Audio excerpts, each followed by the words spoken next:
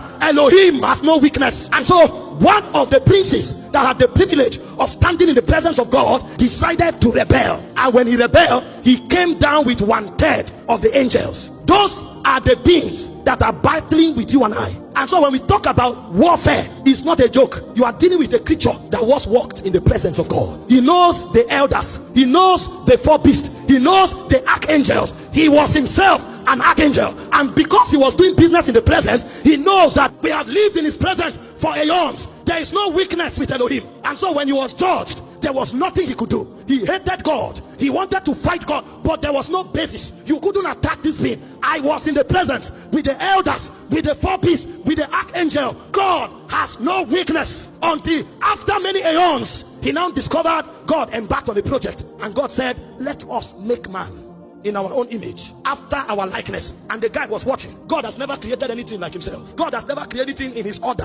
What is it that God wants with this man, this new creature? This one is not an elder, this one is not an archangel, this one is not a beast.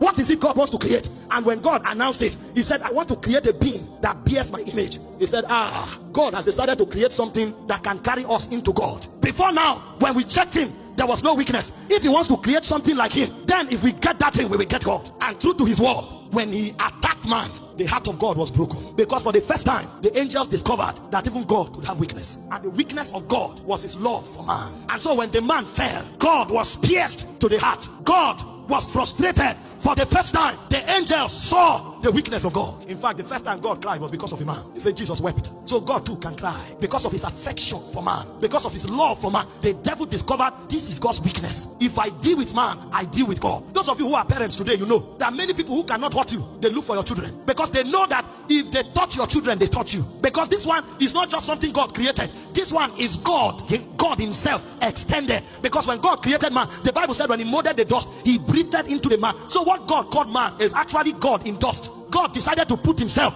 inside a vessel. So when you touch man, you touch God. When you hurt man, you hurt God. The devil discovered it. And so all of the arsenals of the devil was not against God. It was not against angels. It was against men. You are the one who thinks you are not important. And to prove that man was that important to God, when man fell, from that day, God began to create a way of saving man. God himself left the throne and came into the garden. God killed an animal. Suddenly, God that only knows how to be worshipped, God became a worker. God came into the garden. God killed an animal and carried the cloth of the animal and covered the man, because he didn't want to kill the man. The Bible said, thou, O Lord, out of a purer eyes, your eyes cannot behold iniquity. If he sees the man in sin, he will kill him. And because he didn't want to kill him, he carried blood and covered him, so that when he look upon the blood, the innocence of the animal will atone the heart of God. The animal that was killed was innocent.